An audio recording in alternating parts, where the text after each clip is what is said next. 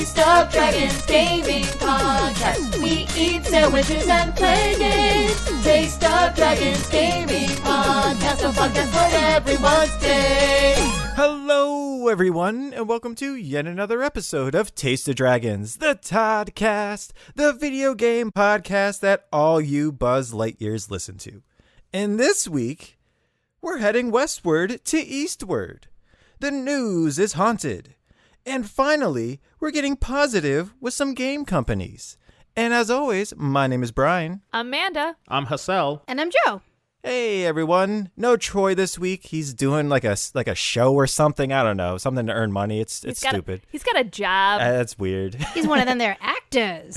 Was the podcast money not enough? All right. Sweet podcast dollars. Yeah, that's yeah.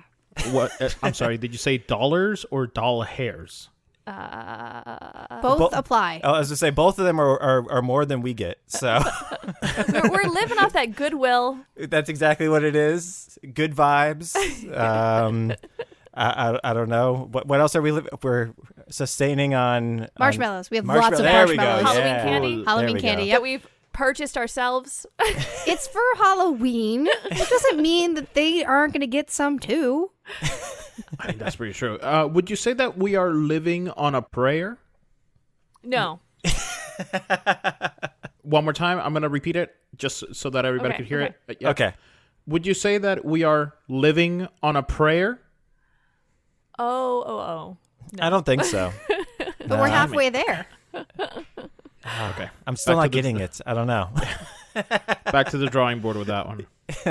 I do find it funny, like this year as well as last year, because of everything going on.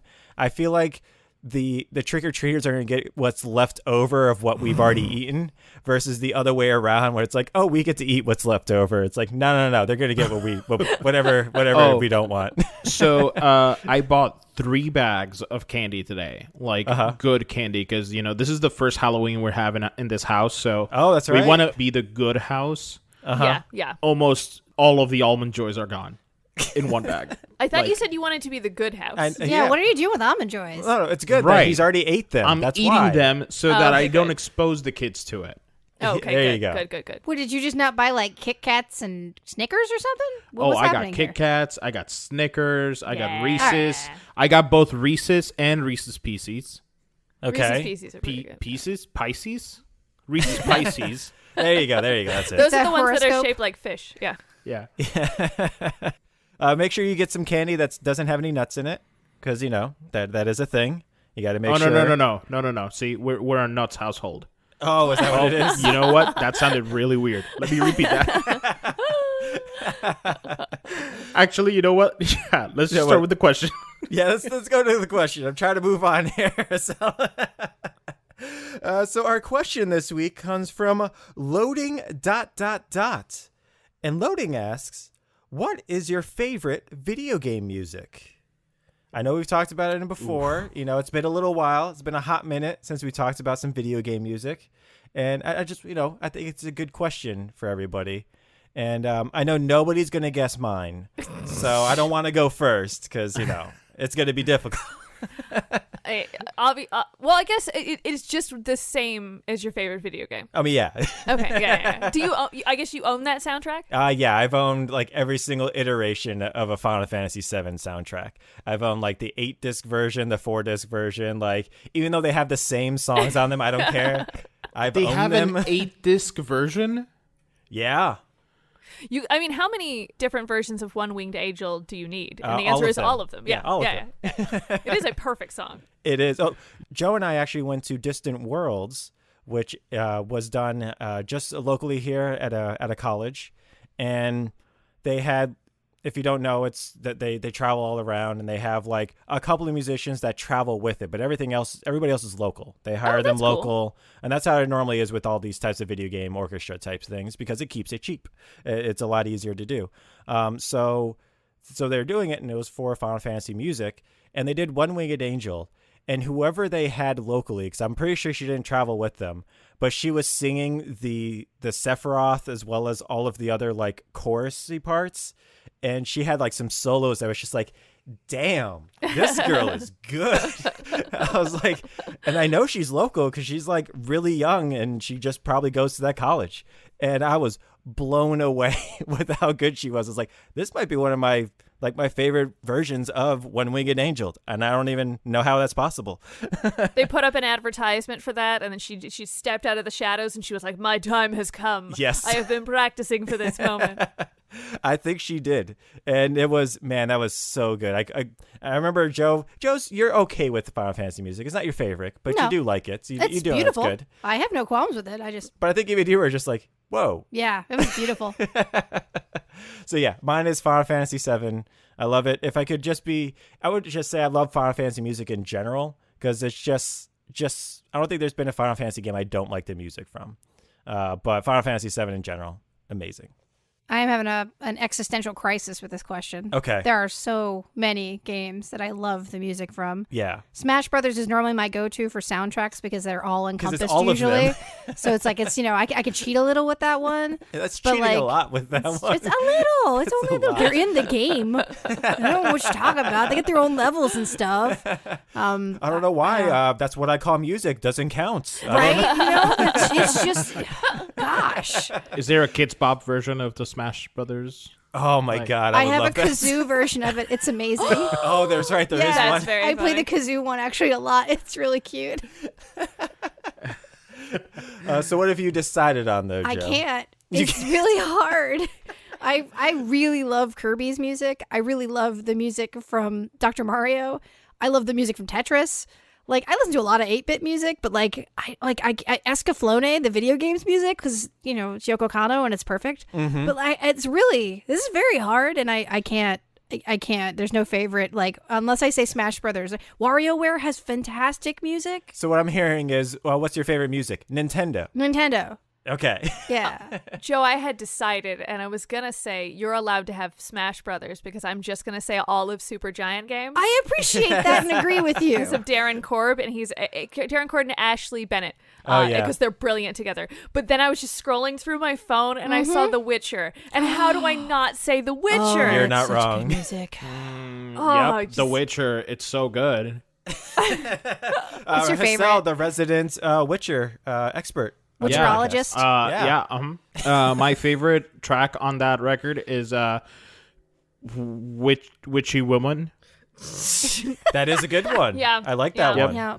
Mm-hmm. It was the one that played into that you walked into the town.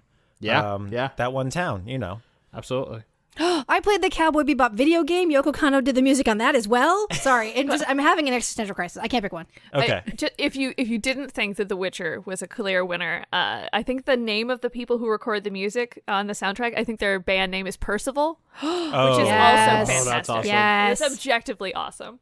I think that's that. I don't think it could get any better for you unless it was like the Count of Monte Witcher or something like that. Like whatever. Like It has to have Dragon Age and Fable in it as well. Yeah, exactly. Dragon Age is also very good music. I was surprised. Yeah. I would Very have chose good music. Dragon Age for you. But 'cause if I would've- had to put the Dragon Age music next to the Witcher music, even though Dragon Age is my favorite game, the Witcher music is it's so good. what about you, Hassel? What kind of music you into? I've been ruminating on this for a while. Surprisingly, my favorite soundtrack for my favorite video game music has to be Rocket League. Because Nice. every single time I listen to that, it feels like I am at an EDM concert. Oh yeah. I started writing down Rocket League before you said it. I'm like, oh, I want to see if I can guess. Yeah. Every single song in that is a bop. It is every single one. There's no way. It's like one of those songs. Like if you were driving in a regular car, you would just automatically start going 90. Even if you're in a 45, you're going 90. You're going 90, and you're going to find the next round object to hit with your car. That's right. Yeah. And that's just what every single one of those soundtracks or that songs on that soundtrack makes me want to do. Oh, that's a Yeah. great choice. Honorable mention. I know that this isn't necessarily part of the Animal Crossing soundtrack, but there is a KK Slider cover album on Apple Music, #Apple Music. And my favorite song off that album is Sicko Mode from Travis Scott from Astroworld, but KK's cover of it. It is incredible. Guys, I'm having an existential crisis because I just remembered that Enan Zur did the Dragon Age Origins theme, and as soon as I was amazing. I was like, oh, how can you replace the Witcher music? I remembered that Dragon Age Origins song, and it's like, it's perfect. It's just, I can't even. This question is too hard. This is too hard. There is no question. answer. Yeah. I mean, there is. It's Final Fantasy VII, but You're I mean, wrong. it's just a... I wouldn't put One Winged Angel I would- next to Enan Zur. I wouldn't put One Winged Angel up to Dr. Mario's Fever Chill. Sorry. Honestly, Sorry. I probably wouldn't also put it up against the Wii menu music. Oh, there was that one Wii Shop music that was a banger. Yeah, that was good. yeah. Oh, yeah. There was a bunch of the Mii like areas that had great music. The Plaza music was good. They're like, so oh my good. God, Luigi's Mansion? Luigi's Mansion is good. Oh my God. The Skylanders music is The actually Skylanders also music is really good. phenomenal. This is a bad question for us because when we first started doing Dragons of the Week, we had a really hard time not talking about Yeah. musicians literally all of the time. It was just almost every So- single like composer. Yeah. Like, we have to stop doing We gotta composers. stop doing composers. we gotta do some other people. But yeah, no, I thought it was an amazing question. So thank you so much, loading ... for that question. And if you would like to get your question answered on our podcast, go to our Discord and ask us there, and we'll get to it. Yeah, we'd love to hear from you. Yeah, please do. So now that brings us to our Joe. What are you playing this week? Well, thank you for asking. I have been playing a game called Eastward. It's awesome. Everything about it is awesome. I can't tell you much of the story because it's actually kind of quite shrouded in mystery. And if you know too much before you get to the places in the game, it's kind of like, it kind of loses a little bit of the mystique. Uh-huh. And the story is quite long, and there is a lot of it. It's a lot of talking to people for long periods of time. But It's an indie game. It's an indie game, but the pixel art is phenomenal. The score is amazing. Everything about the game is wonderful. It's published by Chucklefish Games, which also made Wargroove and Inmost and Starbound and a couple of other games. They've published a lot of They've games. published a lot. Those are just the things they've published recently. Yeah. It's developed by Pixpill, though, which is a Shanghai studio, and this game started being made in 2015 with only 3 people. Wow. The studio is very small. Yeah. And they are amazing. They worked through the pandemic, even though they had some serious problems last year. At the beginning of the year, throughout to about the middle point of the year, they had a complete standstill. So they had to do a lot of things on paper when they were trying to write things out Oh my because gosh. they couldn't even get to their servers. The power was off in the building. They couldn't get in their building. no. Everything was shut down.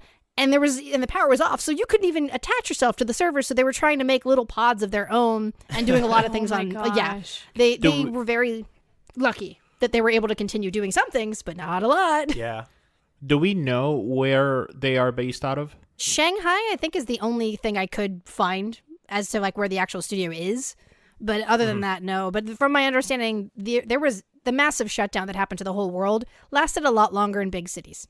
Oh, yeah. Yeah, especially in China. It's big cities in China, especially to begin with, were really hard hit. Wait, I'm confused. So, Sal, are you looking for a street address? Are you going to pay them a visit? Are you going to fix their servers for them? You're like, no, I got this. You got your tool bag out. Yeah, I mean, listen. Buying a plane ticket right now. Already got my ticket. Just bought it. So Flights you are guys so can finish cheap the right episode now. without me, right? We got it, my man. The game Eastward, though, it's about a father-daughter kind of aspect of it's a 90s nostalgia, like, love letter to JRPGs and Legend of Zelda, Link to the Past, and puzzles, and it's kind of like a little mix of everything, and it does everything quite perfectly, actually. And Sold. it's hard to even say that without knowing everything that, there's so much going on in the game. The pixel art is phenomenal. Every time we played it on stream, there's been a new person that popped in and it was like, wow, what is this? Because it looks like just next level pixel art. And that's because it's actually not entirely pixel art. It's actually pixel art moved into a 3D space with lighting attached to it, but still 2D. Ooh, Yeah. I love that. The game designer, Robert Zhu, he and the group of 2 or 3 people have an in-house game engine that they work on, Okay. which I am going to not pronounce appropriately. I'm just going to spell it out, and I'm thinking robot people will understand what I'm saying. Okay. It is called MOAI. It is a cross-platform C++/LUA engine. Yeah, it's Moe. there you go. Robots new. But that was a test, Brian. It was. It was a robot there we go. test. Yeah. I was expecting a lot more letters. I'm just putting that out there. I was expecting a whole lot more letters. There was more. They used other things to build it, but that was Yeah. the main engine, and Yeah, they said yeah. that it was an in-house version of it, so you, as a developer, couldn't, like, I guess, do the same thing they were doing. Gotcha. I don't really know how that works. All I know is that it sounded really cool. I was very pleased. But they showed in the last 3 years, they've been showing video testing the actual game. And so they've been telling people about the game since 2018. And when they were showing these test runs, they would literally show you a computer screen with the code on it and all of the line work and everything. And then the video would pan up to another screen that actually has the blocking of the pixels on it and another screen. And they would pan to the next part and there would be 6 other monitors with different parts of the game going at the same time. Yeah. And so like the developers were like, this is the developer blog. Enjoy what we're doing. And everyone's like, whoa. And like there was one of them where it was like a CRTV is playing. So the developers only got to actually comment a couple times and make these blogs a few times. But the few they did were visually very fun. And it was really cool. At one point, they were playing it on. They did the same thing where they started with the program, then went to the other computer with the pixel art, and then went to the screens and then left. And it was like 8 switches. It was like a whole bunch of different switches on a whole bunch of different controllers. There's cords everywhere, and they were like, sometimes you gotta cross-platform things. So I guess each switch has a little bit different hardware in it, so they had to make sure the game ran on every one of them. No. Yeah, so it was really fun. It was super influenced by like Final Fantasy, Dragon Quest, Zelda, Link to the Past, and they really liked the top-down style to things, but also giving it that 3D feel, so they were able to stretch the screen and make it look past things. They made it so that the characters in the game, you play with each of them together, or you play with each of them separately at different points to finish puzzles and things like that. John, the father figure, is really fun. He walks with his hands in his pockets in the whole game. He does, and we assume the animator probably was like, I don't want to animate arms swinging. Let's just put his hands in his pockets. Right. Or like That's a every baller artist, move. I Yeah. don't want to draw hands. Right. Yeah, exactly. And then in motion is nah, it's all right. It's Can you fine. imagine if He's- you did that in other games? Like you're doing like a sports game and you're like, I don't have time for hands. I love the idea of a soccer player who plays with his hands in his pockets. Or you could just, just have like a Naruto game and just have them run with their hands completely behind them. You don't have to animate anything there. That's They look true. like they're going so fast. John is the father figure. Sam is the little girl who is kind of like wearing a big gray sweater essentially, and she gets given little red shoes, and she has a big tuft of white hair. And she is the one that talks throughout the game. John does not talk at all. Yeah. So she's the exposition and plot mover, and she's a very excited little girl who has superpowers essentially and doesn't know how to use them quite yet. And John dispenses justice with a frying pan and a flamethrower. He does. And a gun. The gun doesn't get used. It's not good. The flamethrower and the frying pan's where it's at. And Sam reminds me a lot of Celeste. Yes, very much so. The style of her. Like her hair, her clothes, even her powers work a lot like Celeste. Are we talking about Celeste from like Animal Crossing? Yeah. Yes, She's really exactly. good at finding stars or telling you about stars that she thinks will happen soon. Gotcha. Okay. I'm sold on this game. You had me at 90s nostalgia, but now it's just... I have nothing but really good things to say about the game. And the one thing that I don't like as much I will get to. But it's not even a big deal. Like it's not. It's a great thing. I'm picky. One of the fun things about the game that as I was doing research for it, that I couldn't figure out why, the music in the game is fantastic. It's really good. It's not 8-bit. It's still, a lot of it moves and bounces like 8-bit music, but it's not. It still has like a full, like almost symphony sound to the back of it because it's so full. It's done by Joel Korolitz. He also has done the Halo Infinite soundtrack, the soundtrack for Solar Ash. He did the music and design in Death Stranding and some of the actual editing of the music in Death Stranding. The editing of the sound. Yeah. How did an indie studio with 3 people get like this epic? No one knows. No one has saw any it and idea. was like, I want to work on that. So it's funny you say that. A bunch of companies got to see the indie thing for it that they were doing back in 2014, 2015, and a bunch of different companies were actually vying to put it out. Ooh. Originally, Steam was supposed to be the only place you could buy it. And then in 2017, Nintendo talked with them, and that kind of like made it a bigger deal, and it became one of their Indie World Showcase games for the last 3 years. Yeah. Yeah. So, and every time they showed a little tiny bit of it, everyone was like, whoa, what is that? They didn't actually start showing video of this game until 2020. Oh, yeah. You only actually saw like art from it, like the pixel art from the game, and the pixel art was enough. Yeah. And when you look up this game, I promise you the pixel art's worth looking at. It is phenomenally detailed. Everything in it is so intricate, and as you walk through it, it moves seamlessly with you. Like, it doesn't even feel like it's pixel art at some points because it's so beautiful, and it's a world that's moving around you. Yeah. Joe and I have been playing this on stream, or Joe's been playing this on stream, and I've been reading the voices, and Which I appreciate. And so we actually had the last time we streamed it, one of our friends, Disco Frog, showed up, and she's like, "Oh, great! I was hoping you guys would be playing this because I need ideas for my island in Animal Crossing." And she's like, "Thank you guys so much." Island inspirations. But all in all, the company is really great. The one kind of like little fun tidbit thing that they threw in there's a game that they threw into the game that Sam is obsessed with playing, and it's based on Earthbound or Mother, and it's called Earthborn.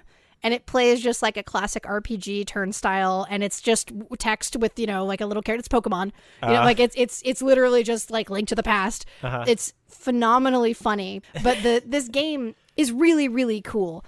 And there is an entirely different set of people who made that game inside the game. Oh, that's fun. And it has a different person who made the music for that, because people, when they heard Eastward's music, they thought that the fellow who made Halo Infinite music is the one that did the video game music for Earthborn in it. And he himself went on Twitter multiple times, was like, I didn't make the music for that. That's actually this other person.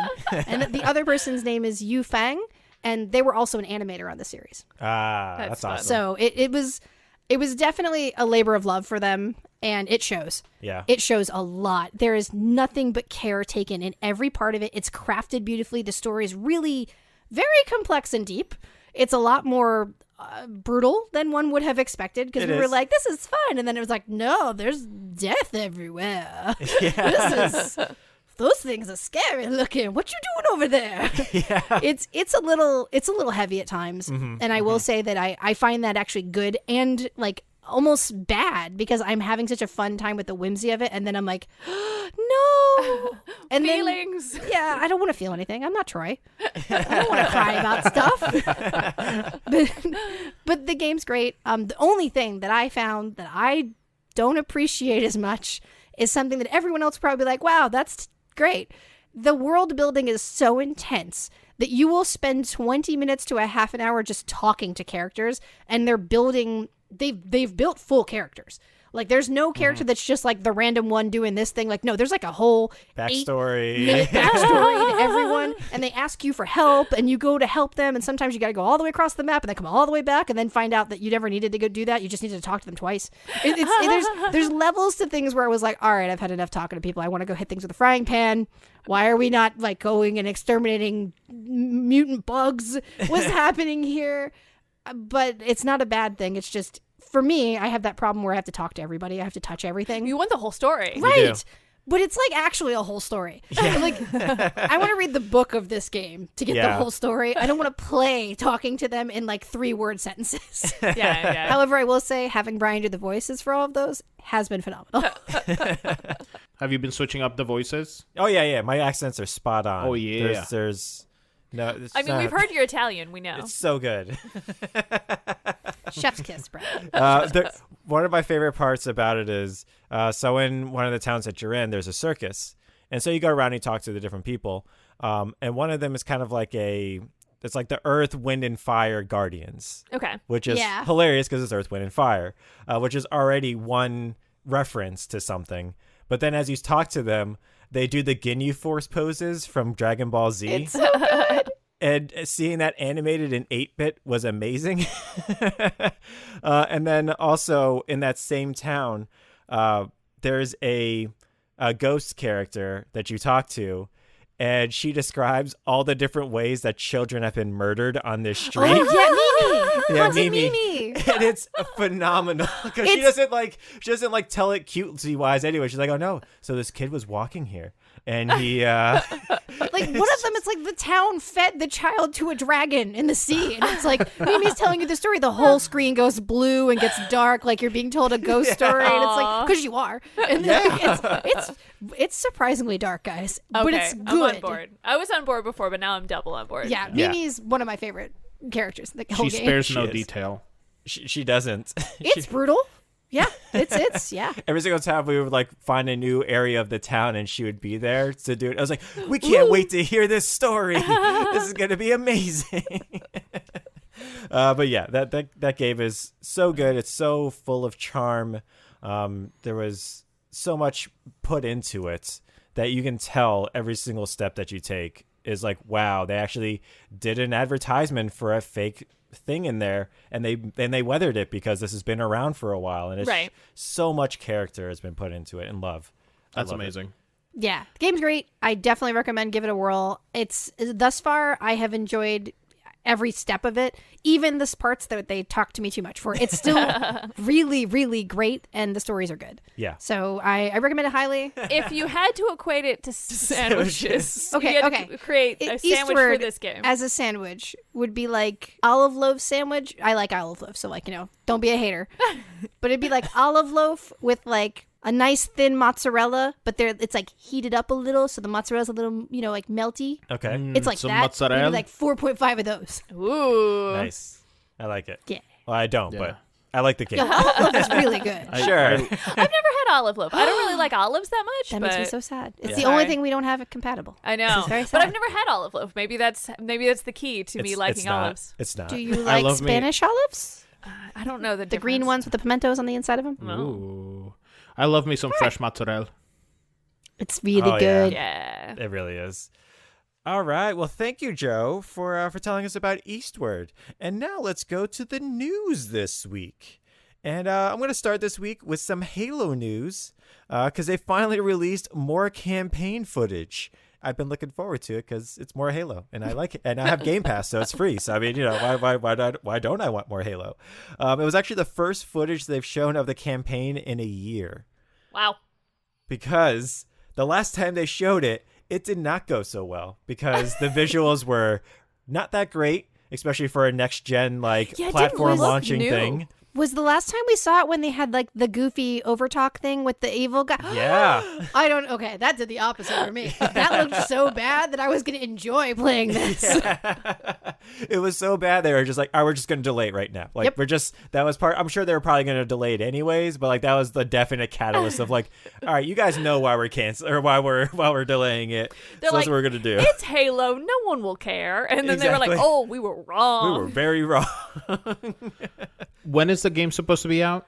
It's coming out this year. I think it's November 28th, if I remember correctly. I thought it might have been pushed to December, but Maybe you it's might be Dec- right. maybe it's It might be December Black Friday 9th weekend. or something like that. Yeah, it's Is this Halo 6? this is Halo 5. 5. Okay. Wait, no.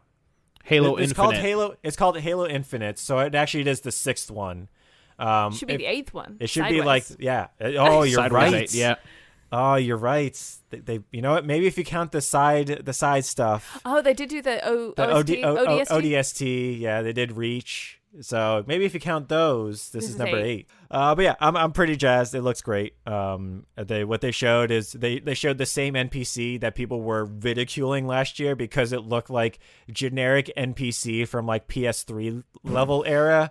It was real bad, especially because it was on the Xbox Series X, which is their brand new console. So they showed that exact same NPC in this new one, and it looks amazing. So yeah, it's good. It was a good announcement. I like that you made a comparison. You're like, how it looked in the PlayStation 3. And I was like, you don't mean the Xbox 360? Nope. No, you don't mean that era? Nope. PlayStation 3. We are Sony through and through. That's right. Well, listen, yeah. with the Xbox naming, conventions, who knows when that was That's released? true. That's is, true. Is the Xbox One the last one? Is that the two ago? Which one is that? Is it 3? I don't know. It could. It's the Xbox. Who knows? If you don't have the current one, then you're confused. Exactly. Then moving on, Blizzard has announced the new name of the cowboy formerly known as McCree. and he will be called Cole Cassidy, which is a suitably Western and generic name that is just perfect for Overwatch. I was kind of hoping they would just keep calling him the cowboy. Make him unnamed. Like, 'cause I just thought that was kind of cool. Like all the Clint Eastwood movies, those are really cool. He doesn't have a name. It's true. I think Cole Cassidy is the name of an actual cowboy. Okay. I think it's the name of a wrestler. A wrestler. Yeah, Oh, I think it's okay. a wrestler who wears a cowboy hat, actually, I think. Oh, okay. I knew it was based on someone real, and I know that it's the same syllables, so they could redo the voice recordings without messing things up. Oh, okay. Gotcha. And I'm gonna butcher this because this was Troy's segment, but they're replacing him because they named the character after someone who worked at the company who's no longer working at the company for Who did a lot of bad things. he did lots of bad stuff. So good on them. Yeah. Yeah. I'm really glad they stopped using the character's name. Yes. I think it's a word to the wise for many more companies out there. Try not to name things after people at all, period. I would be remiss if I also didn't mention that there are some other things happening over at Blizzard, and that while the renaming is great, it'd be cool if they could also work on some other stuff. Yeah. Just I think getting they're there. trying. They're getting there. I do think they're trying. yeah, Just a little more, you know? yeah, They're getting there. I think that's what it is. It's baby steps towards the better end, hopefully. yeah. Exactly. State of California is looking into it. Wait, the government's looking into it? You done effed up, son. Can you imagine how blatant you'd have to be for the government to step in and be like, maybe you guys should stop? Hey, we're not good at this kind of thing, but we've noticed that you're worse. Perfect timing, yo. Perfect timing. And then Stardew Valley creator Concerned Ape, a.k.a. Eric Barone, announced their next game. And it's called The Haunted Chocolatier. And the main character, i.e. you, inherits a chocolate store inside of a haunted castle. And it's just dripping with Chocolate. chocolate. I am in Chocolate. love with every part of this idea. Yes. I love the idea of it being Charlie and the Chocolate Factory. I love the idea of it being a castle. I love the word chocolatier. I just like, as soon as that post went out, after I stopped thinking that he was making Witchbroke and then I wasn't going to get a different game I was interested in, I was 1,000% on board with this new idea. I Yeah. mean, it's a shame it's going to be forever till we get it, but I love everything about that. Yeah, because you were like, wait, what about Witchbrook? Is he not working on that anymore? I want Witchbrook. And you're just like, what He is told us this? we were going to get that forever ago. Yeah. Like, has he changed his mind? Why wouldn't he mention the thing that he was already working on? And it was like, oh no, Concerned Ape and Chucklefish are two different entities Yes, working they on are. two different games. They are, because Chucklefish also Published Eastward. They Yep. published a whole lot of other things because they're like one So of much the stuff. premier indie publishers. But ironically, they're developing Witchbrook, Yes. even though they also publish, because video game companies make no sense. They don't. It's a free for all. It's just like, do you want to say that you published this one? Yeah, sure. Novels make sense. The author's name goes on the front of the book, and if you publish it, it goes on the inside page. I feel like video games need to come up with their own equivalent of that system because everyone understands it. But video games are just like, this game was made by Dojo Monkey and Three Frogs Hop Hop. And it was like, yeah, but which one was the and then like and 2K and three monkeys bat system. I think this goes to last week's episode, though, where we were saying everyone goes in and says, I want the new FIFA, yeah. instead of saying, I want the new EA soccer game. Yeah. So, like, that's the Right. problem right there. Someone knows one part of it, but it's not even the developer. It's not it's literally just, I like soccer. It's called FIFA, right? This is the only picture out of the beginning of the 9 pictures you flashed in my face that I remember. Please give me this. Yeah. And that's what it is when you first start up that game, because they do give you, like you said, they give you like 4 or 5 different names of things. It's like, all right, so is one of those owned by EA?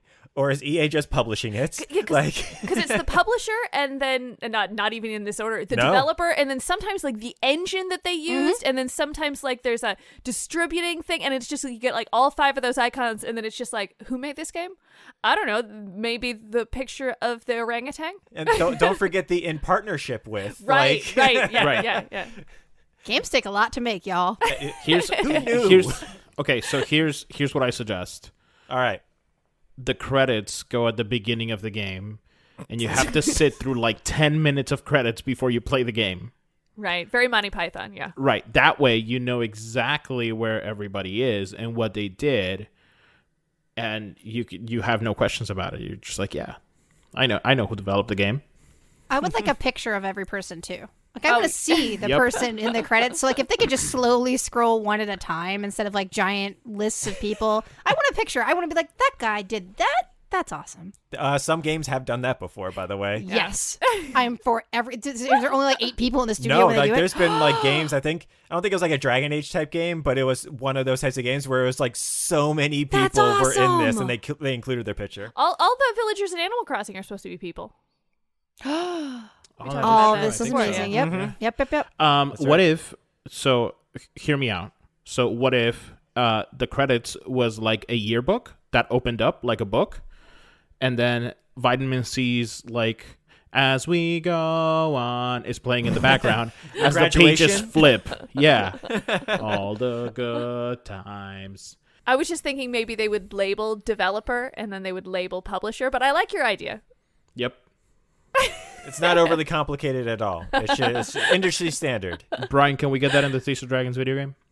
We can do that. Okay, I think we can great. do that. I mean, it's going to be a short yearbook, but we can do it. Well, no, we need it. We need it for next week because that's when the video game launches. Oh. Yeah, it could be done. Sure. Yeah, we already promised our stakeholders that you would have it done. Okay. Sorry about that crunch. Oh, that's fine. It's fine. We don't. It'll be fine. I'll just work like 1,000 hours a week. Actually, I just got an email from marketing saying that they really need the images done now so we can put in our Oh. collateral. Okay. Amanda, you take over. I got to do some stuff. I gotta go. I gotta go. But yeah, I'm looking forward to it. Haunted Chocolatier, like you said, amazing name, amazing developer. I don't know. I think even if this game is terrible, I'm still gonna have a great time with it. you It's know? an amazing Just 'cause premise. It looks great. It's It such a is. good premise. Like It's such a good premise, and like there's ghosts, there's other things that are inside of it. It's actually literally haunted. It's not like is it or is it not haunted? Nah, there's ghosts. They're gonna be your customers, you know, and they're gonna want chocolate. yeah. He said a Stardew Valley was his sun game, that Haunted Chocolatier is going to be like his moon game. I like it. Oh, that's I like awesome. Yeah. That's awesome. And then finally, Sony had their State of Play this week and announced some things. So they actually started it off with a brand new game, a brand new announcement called Deathverse Let It Die, which if you ever played Let It Die from Suda51, I think it came out like in 2016, 2015, something like that. It's set in the same universe, but it's not actually made by Suda51. It's made by whoever it was that developed that game. And I don't know, it looks really cool, but I don't know if I'll play it. It's just another one of those like the Battle the Royale, Fortnite type Battle games, Arena. Battle Royale Yeah. thing, yeah. That's what it is. I mean, it looks amazing. Like visually, it is very appealing. I just don't know if anybody's gonna play it. I mean, I feel like the biggest news out of the Sony State of Play today was Bug Snacks Oh, absolutely. getting. I mean, that's what we've all add-on. been waiting for. Oh man, like Bug Snacks for life. Is it add-on content or is it DLC? It is an update. Yep. So it's a free update. Ooh. That includes a whole lot of, like, they're including a whole lot of things, including Joe's favorite thing. Hats. Yeah. You can now put hats on the bug snacks. Hats and snacks. Hats and snacks. Hats on snacks. And it's called the Isle of Big Snacks. Ooh. There's giant bug snacks in it.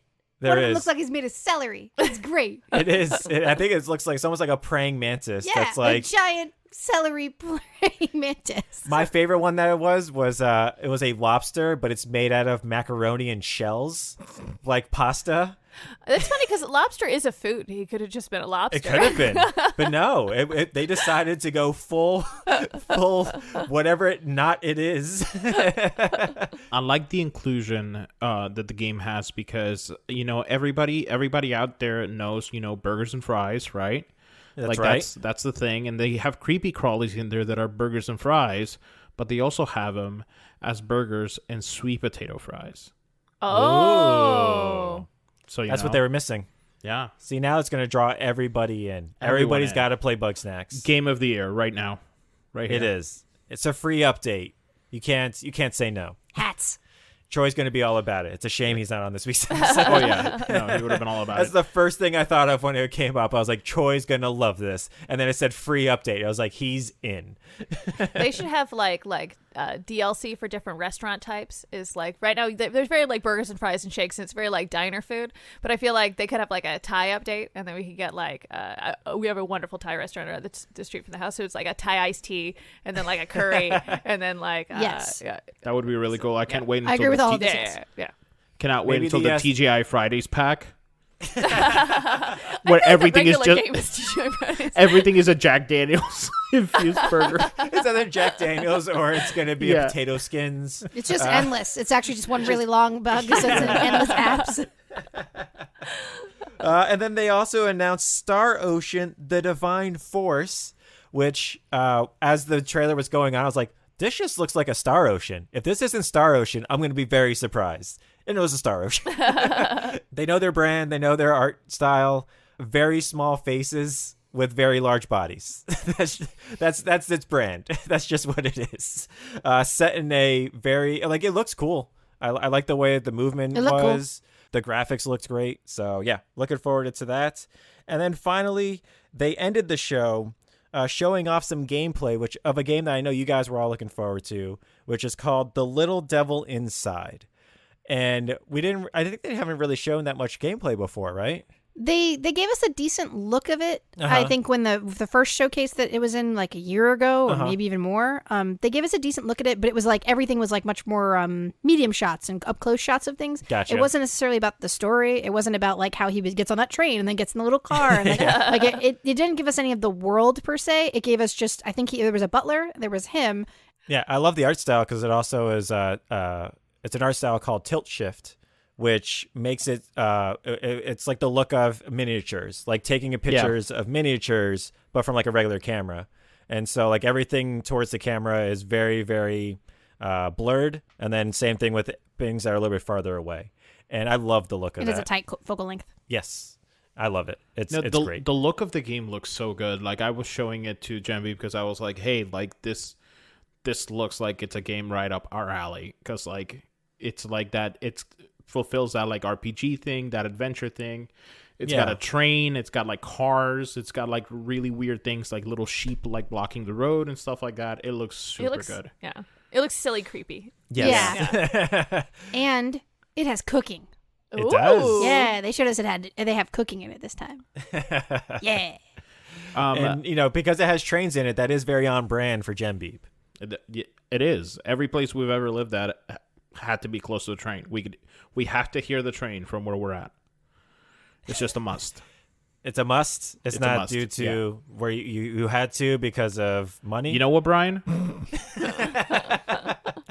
But going back to the state of play thing, the games that I was most surprised by, Death's Door, which is something that I've been looking at, where you play as the little crow, and you have to like gather souls and stuff like that. That was really cool. Kart Rider just seems like a Kirkland brand Mario Kart to me. It does. It really does. It looks like what if they made like generic Mega Man and exactly. Like children's Japanese like children's shows. Yeah, be in a kart racer. It's like you asked your parents for a video game console for Christmas and they got it off of Wish. You're not wrong. You're really not wrong, man. But here's the thing, though. Like, the gameplay seems fun, and the characters look super cute, so I cannot say anything else. But, hey, I'm going to try it. Yeah. I'm going to give it a shot. It's going into beta soon. We got a first look at First Class Trouble, which is a very Among Us type deceptive game. It's going to be 3D, so we'll see if, if when you go from, being a little space creature that's kind of cute and you murdering your friends, if, you murdered an actual real person in a video game, like whether or not that creeps out and that works out for everybody. Yeah, and it also comes out free this Tuesday if you have PS Plus. Ooh. So it's going to be one of the free PS Plus games for the month, and it's brand new, comes out on November 2nd as well. So, hey, brand new game. Can't beat it. Sounds like a friend zone. It does. Sounds like a backstabbing good time. Like a backstabbing good time. All right. Well, I think that will do it for the news. But because we are in that time of the year, my favorite segment is back, and it's going to be back for the foreseeable future. So I'm sorry / you're welcome, everyone. It is Turn Up For What? Turn up for what? And this week, it's with Joe from Katsusando. Hello, and welcome to the last week of waiting for an Animal Crossing 2.0 update. With Jack the Halloween King having satisfied our sweet tooth last week, we are less than a handful of days before Update 2.0 graces us with its new features. One of those new features is more customization for the outside of your house. Nook Construction is ready to give you even more choices to help your home's outside match your island's vibe. New reactions are being added just in time for the new Pro Camera app. Now you can take video or pics through the viewfinder, or use the handy tripod mode to capture those island memories. And lastly, the legendary barista Brewster is bringing his world-renowned coffee house, The Roost, to your island. Enjoy a morning cup of joe with him and your island residents, or invite friends so you can catch up on the turnip market while the steamy cup of coffee cools off. And that's your slice of Animal Crossing pie. This is Joe from Katsusando signing off and reminding you to look up at the shooting stars, watch your step to avoid pitfalls, and always, always save your rusted parts. Turn up for what? Thank you so much there, Joe. Yes, it is back, y'all. Now that brings us to our final segment, where we actually wanted to shine a little positive light on some good gaming companies. Not that all of them are bad or all of them are good or anything like that, but we want to highlight some of the good ones that we know of. And yeah, let's get into it. Amanda, which game company are you going to highlight this week? Like Brian mentioned, we talked a little bit about some companies not doing a right thing, so we thought we'd bring a little bit of goodness in here, and my bit of goodness is Toge Productions. I've talked about them a little bit on previous podcasts. I've played a few of their games, and they're generally just a really wonderful company. They got started because they noticed there was a lack of games coming out of Southeast Asia, so they wanted to create a publishing company so that they could support small developers. They have, firstly, all of the games they make are excellent. Yeah. So it isn't just that like they're doing the right thing and they're supporting people, but they're also really good at identifying like good people to support. Yeah. And one of the things that they did is that this year they gave $10,000 to people that submitted project ideas. So basically they put it out on Twitter and they're like, hey, if you have an idea for a video game, if you're located in Southeast Asia, then get in contact with us. We're going to choose one winner and then they're going to get our fund. And the fund was, you didn't have to pay it back. It wasn't a loan.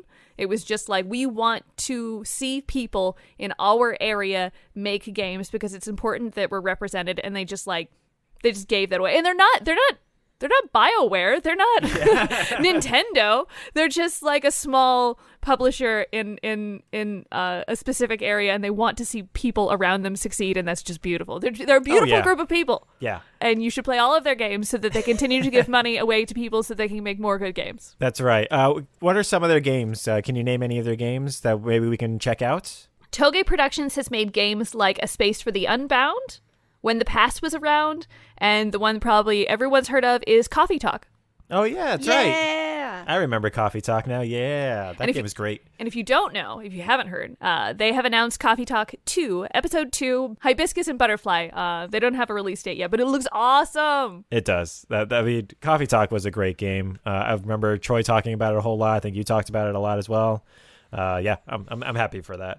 Like I said, all their games have been fantastic. They're not usually super long, but they're also not very expensive. They're that perfect balance of like indie and beautiful with good music, and they're always very respectful of your time. At least the ones I've played, they're great. Yeah. And they're not like, hey, and give us $60 for this. Right. So buy their games so they can continue to make more awesome games. That's right. And also help out other studios to also fund their games too. Yes, that's great. absolutely. That's great. Hassel, do you have one? I do. I want to talk about Akupara Games. Aquapower Games is based out of Los Angeles, California. You might know them best for their work on Darkseid Detectives. That's right. Which was released back in 2020. So just looking at, I'm going to read directly from their beliefs because this is the one that kind of like caught my eye. Visible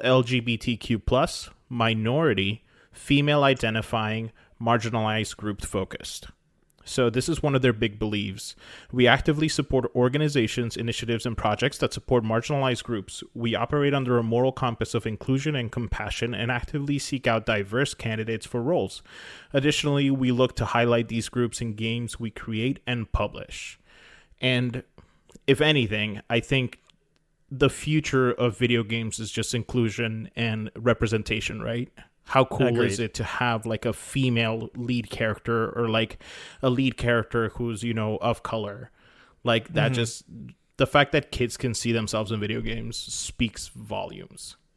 Oh, I agree. I would love to get to that point where it's not not that it's a gimmick, but that it's we don't have to we have to highlight that this is what's going Right. on. Yeah. It's just a normal part of games. It's just, oh, cool. It's, they're this, they're that.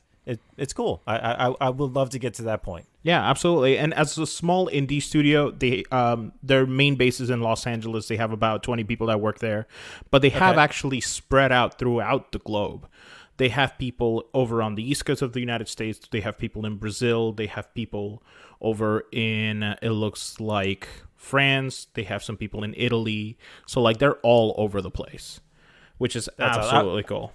I was expecting you to be all over the globe, from Boston to Florida to Chicago. All over the globe, from Los over the Angeles, globe. California to Bakersfield, California. It's like how in football, it's the world champions. It's no, it's just us. The World Series of the United States. Yeah. I know I read somewhere that it was particularly important for Darkseid Detective because their company is based in Ireland, and I actually didn't know this, but there aren't that many video game studios in Ireland. Oh, yeah, that's right. I mean, Ireland's a pretty small place as well. So, I mean, yeah, you're right. There really isn't. I haven't heard of many of that come out of there. Yeah, I read that when some of the developers wanted to make games, it was okay, well, where do we have to move to in order to do that? And I was no, it's wonderful that people can stay where they're local to and then pursue their dreams. Yeah, that's amazing. Yeah. They've had their reach in multiple different types of games. So they started with the Metronomicon and Whispering Willows, which are two indie titles. They obviously did Darkseid Detective 1 and 2. They had something called Behind the Frame, which looks extremely interesting that I definitely want to go ahead and play. I believe Troy played Behind the Frame. That sounds like a game that he would play. It sounds like a sad game to me. Listen, He did not. if he played a game where there was something about a person that used to paint and they had some sort of amnesia or Alzheimer's or something like that. I played that game. Oh, you play that game. It also wasn't Behind the Frame, but we don't have to keep this in the podcast. It's all right. Joe can go ahead and cut this out. No. Damn it. The most surprising thing that I found out about Akupara Games, they actually did the soundtrack for the pre-release stuff for Deathloop, Oh. which is The pretty music big. for that was phenomenal. Yeah. And I mean, listen, as an indie studio, I hope that they can go ahead and continue to grow because they are having a tremendous impact on the type of games that we're seeing come out of their studio, and just overall on the people that are working there. Mm-hmm. Yeah, awesome. Thank you so much. And then what about you, Joe? I have two. I have an honorable mention for Chucklefish. So when I was doing my research for Eastward, I found out that Pixpol had all that serious issues, and Chucklefish had actually announced at that point that it was perfectly fine to delay the game to another year if they had to, and they had made a kind of a big deal pointing out we kind of care about people and where they are and how they have to deal with things, so we don't want to make something pushed out as fast as possible and cause people more stress and more trouble. And the year was already hard enough. Let's not. And a lot of the industry and the small indie studios that work with them were very, very happy to hear them say, we care more about you than we care about making sure that game gets put out on time. Yeah. So honorable mention for them. I thought that was really cool. Yeah. Sounds like they're investing in their future by keeping people around and happy and healthy. Shocking, Oh right? my goodness. What? They can't be based in America. That's just not possible. Nope. But I actually wanted to talk about Nintendo, and I know a lot of big companies don't normally do the right thing, but upon researching this a bit, Nintendo came to mind because of Animal Crossing last year. They had delayed the game almost an entire year. When in June 19th, last year they had decided that they weren't going to put the game out. They told everybody they'd give you more news during E3, but they were sorry. And the main reason they weren't doing it is because they did not want their employees to have to deal with crunch. They wanted them to have personal lives. They wanted them to go home to their children. They wanted them to be able to enjoy their lives and not be completely stressed out, which I didn't know this at the time, but it's actually been something they've been doing for a very, very long time. I never realized how many delays actually took place for large-scale Nintendo games. They had delayed Breath of the Wild. Now, I knew they delayed the game that was supposed to be Breath of the Wild. They delayed that game for like 15 years. Yeah. But Breath of the Wild itself was super delayed by years. The Nintendo 64 was delayed because it wasn't ready. And I thought it was really, really cool that Miyamoto himself has a quote attributed to him that says, "A delayed game is eventually good, but a rushed game is bad forever." Yeah. And it is straight up in what their mission statement of their company is, to make memories and games that are only going to bring people joy. And Doug Bowser, the new head of Nintendo here, he had done an entire long thing after Animal Crossing, and it was explaining, we just don't want people to be unhappy, and we don't want this game to not be good. And I just thought it was kind of cool. I didn't realize how many games. There were Mario games that were delayed. Which is kind of insane because they're the ones that set the date for that, and usually they're launch titles. Yeah. So it's like they delayed launches of systems. Apparently that Animal Crossing delay cost them $1 billion. But you know what? They made plenty back. It made a lot back because of that. Right. But that's the thing, though, because what Miyamoto has said is true. You release a game, like, let's just say 2077. I hate going back to it, but let's just say 2077. Even though it was really good on very specific systems, on PCs, on PlayStation 5s, but the first reaction was, oh no, this looks terrible for like half the people playing it. And so even though right now it's probably running, and actually I know it's running a lot better, it's just not there. The perception's there for it not being good, though. And that's sad because the developer, CD Projekt Red, like, there's a lot in that game. It's a very immense game. The story, from what I've seen of it, is actually great. But playing it bugged is really hard. Like, I just did this with Kina. Yeah. And I really had a hard time getting through some of the game, but the story was so good, it was still worth it in the end. A game where you're going to spend 60 to 100 hours playing the game, I don't know if you feel the same way if it's that glitched. Yeah. It's like when you make a lasagna and you get the lasagna out of the oven and you're really hungry and you're like, I'm going to eat this lasagna right now. But you know it has to sit for 15 minutes. Like, you know that it's going to be better if you let everything cool and then it kind of becomes this like congealed. Solid. Yeah. But you don't. Some companies, they can't wait. They can't wait the 15 minutes. Yep. I can't wait the 15 minutes. But Nintendo, they're like, no, just. I was shocked when I read They it. deliver a perfect piece of lasagna to you. Yep. Yeah, You're like, Mamma Mia. Yeah. No one burns their mouths. Exactly. You can't wait the 15 minutes, so you let your mouth suffer. Because of it. Yeah. Which I mean, joking aside, is kind of a perfect analogy. Oh, it is. You is. spend an hour making lasagna, and that 15 minutes is what companies like throw out the window. It's like Cyberpunk 2077 needed another 6 months. Yeah. Yep. It did. It did. Yeah, it did. It And really it was did. like, and if they had released it 6 months after, I think it would have been. I agree. I played all of it. It's a phenomenal game. It is. But it's sad that they couldn't wait. Yeah. I know some of it's financial and it's probably not. Oh, of course. Yeah. There's a lot of moving parts, which was why I was so surprised at Nintendo, thinking like they're a huge company that shouldn't. I did not assume they cared about their employees anywhere near as much as they apparently do. The bottom line was enough to where they were like, it's worth $1 billion to wait.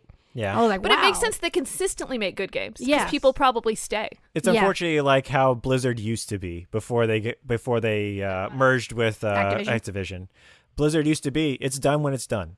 We don't care. It'll be good eventually. It's not, but we don't want it. They had the same type of thing like Miyamoto. We don't want to release a game that's not good because it's always going to be bad then, even if we help it. And that's just not how it is anymore for them. And it makes me sad because Blizzard used to be one of those halcyon things that you would see and you'd be like, oh, I'm just going to immediately buy because it's Blizzard. What's kind of awesome, though, maybe some of the companies we're talking about today will become that big. That's true. Maybe they will be able to be right. the next step I of agree. where we're going in the video game industry, and people will recognize you can have all-inclusive games. You can have people without dealing with. You'd have developers not dealing with crunch. You could build a small studio into an empire. Yeah, like Blizzard did, and hopefully all the goodwill will keep going. Yeah, absolutely. All right. Well, thank you guys so much for bringing those studios to us and sharing the good stuff, sharing good times, good companies, And Good vibes. We need that. Yeah, good vibes. We need that, man. So if you're buying some, I mean, it's getting to be the holiday season. If you're going to buy some games for some friends or some stocking stuffers, I'm sorry to bring this up before Halloween. I regret it already. That is Toge Productions, Akupara Games, Nintendo, and Chucklefish. That's right. Yeah, So look them up. They have so many good games. number one, I start celebrating Christmas as of September 1st, so don't worry about it. Fair. Yeah. The same time Walgreens does. Cool. Absolutely. Number two, if you guys are looking for, Christmas presents that are along the lines of like video games made by these cool companies, if you go to theindiehouses.org, it is a conglomerate of multiple indie houses that think that they could go ahead and kind of like do better together and go bigger together. So you can see all of them there, and they publish things like Sable. They publish things like, we just talked about Darkseid Detectives and like Toge Productions and stuff like that. So all of them are part of that. So go there, check out those houses, those indie houses, and check out their games. It's also good to notice that a lot of the indie studios now have partnerships with merchandising stores. So if you wanted to get plushies or t-shirts and stuff, it's cute because they can do that now. Before it would have been like, oh, I'm an indie studio, I can't afford to produce this stuffed animal. But there are more and more stores out now that are like, oh, we'll make the stuffed animals for all the indie studios. Yeah. So you can get cute stuff. Yeah, agreed. And then everyone knows how cool you are because you have a Darkseid Detective shirt. Oh, everybody knows. Everybody knows. Only the cool people know. It's like having a Taste of Dragons t-shirt. Right? Everybody knows. Yeah. Absolutely. Everybody knows. Or it's like having a Who doesn't t-shirt love that says, Todd? it's like having a t-shirt that says, I eat my lasagna straight out the oven. Taste of Dragons 2021. Right. I forgot what year it was. Yeah. It's almost 2022. Can you guys? Oh my that's God. crazy. I'm just that prepared. We're ready. Yeah, sure. Well, y'all, thank you so much for joining us this week on this amazing Good Vibes episode. As always, you can find us online. To continue the conversation, you can always follow us online. Check us out on Twitter for indie game updates, on Instagram for updates and silly images, on Discord for daily discussions, and on Twitch for live gaming and just chatting throughout the week. We are at Taste of Dragons everywhere, and we'd love to hear from you. We actually would. Yeah. Please. It's true. We do talk on there a lot. We do. And we like to cook. So please post pictures of things you cook. That's right. Thank you guys for listening. As always, my name is Brian. Amanda. I'm Hassel. And I'm Joe. And we are The Taste of Dragons. Have a great week, everyone. Eat some moussaka. Yeah, it's really good. Wait for that Green? lasagna though. That's what I made today. Oh, I That's what forgot made to today. say I'm Montgomery Gator now.